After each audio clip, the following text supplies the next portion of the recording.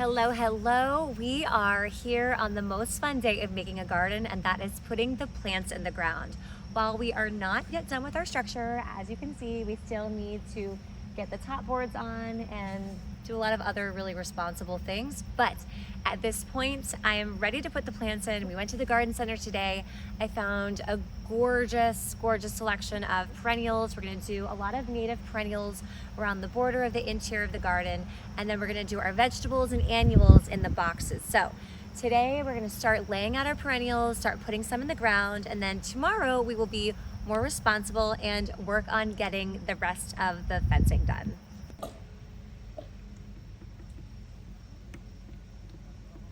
Now let's lay these babies out. We're gonna lay everything out so that everything gets separated. So see how there's 4 of these purple? I like for my gardens to feel balanced, so I like to spread the color around equally on all 4 sides. So I'm taking pairs and quadruples and splitting them up so that they're evenly spread about throughout the garden. Ooh, they're asters? Like right there, opposite where I just put that one. See, we're gonna make it everything symmetrical. All right? Yes, mommy likes symmetry. There. Oh, that tree is all looks so great. Yes.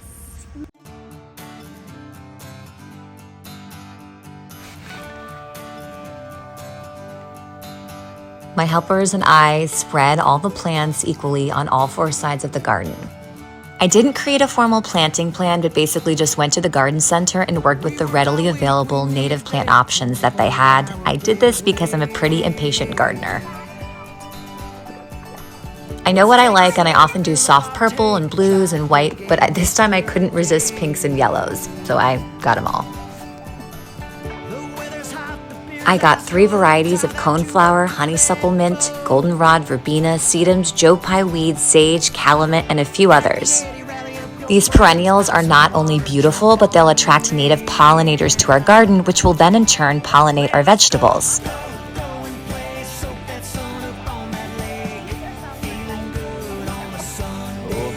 We've placed all the perennials, and now we're getting started with placing the vegetables. I am already starting to picture what it's going to be like with my table in the center, dining out there.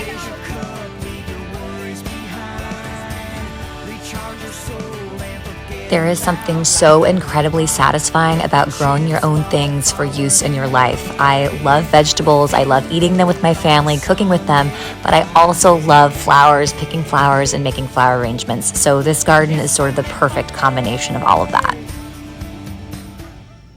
Come back so you can sign the licensing agreement. Now it's time to dig out the beds and get rid of all the grass inside the beds and put in the soil and compost. Careful, careful. Is this a contest going on here, Christian? Yeah. I did it. How's it going? I did it. To get it done quickly, Dave started a little friendly competition with Christian to see who could dig out the most beds in the shortest amount of time. Now. David Lees, can you please remind me of the perfect ratio? 3 parts soil, Okay. 2 parts whatever type of compost you're using. Okay, this is what we usually do, except for this time, what they ran out of cow compost, so we're trying some mushroom compost. You did, so we're gonna see what mushroom compost is. Let's see how this goes. Mushroom compost is great for plants and flowers, but can be too much for young seedlings like what we're going to have in our garden. Good luck, plants. Rory's donned her winter coat. Oh, no, it's perfect. We're carting the grass out of here. Why do you need All right, so you just of garden soil, Yep. and then you're doing The mushroom compost. mushroom compost, okay? And there's certain things that the mushroom compost is for. We read it, and it really wasn't quite as applicable to what we're doing, but we're doing it anyway because we need a I garden didn't now. want to wait 2 weeks for more Yeah, cow compost. so we'll be a little shroomy in here. How's that look, Roar? good? You excited? Nice and dark and rich, huh? Yeah. All right, we got some Greek food on the way for dinner, so we can get as much of this thing done as possible today. Hey, Roy, can you give me one more bag of red soil? Where's my girl go? Girl, you are strong. That is heavy. Yeah, girl. Wow, you're working hard, Rory. I'm proud of you. Can I get some music overlaid? Cutie girl. Thank you. All right, carting out the grass. I have no idea where you guys are putting that. Behind the bars. Okay. Okay, I'm planting, even though we're not done yet. Thanks for letting me borrow your shovel, Rory. You're welcome. That's all I got right now. You want to help me? Teaching our kids to garden has been one of the healthiest things we've done for our family. It really gets them involved in our food and understanding where it comes from. And they seem to like the taste better when it was something that they grew and were a part of making. How about these?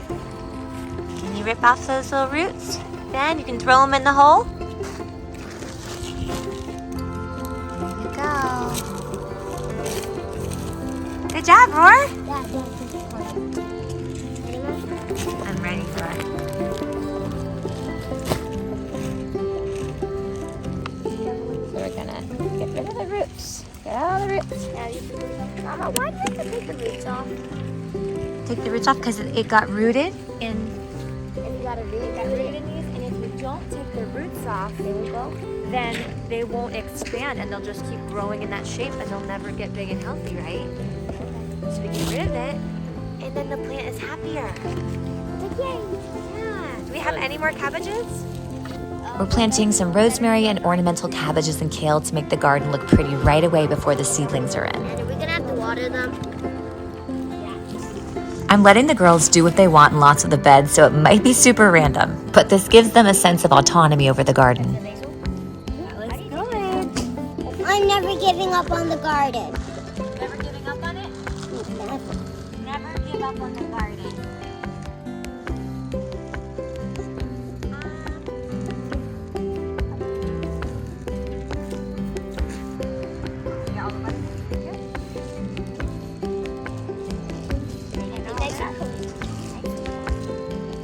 All right, so we got a little bit done. I'm gonna show you here.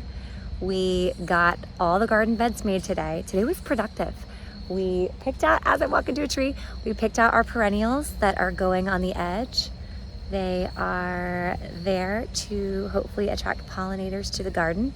Most of them are natives, some of them are not, because I do have some non-native favorites. And then we got some of the veggies in. See behind me? There we go. There's some kale, there's some basil.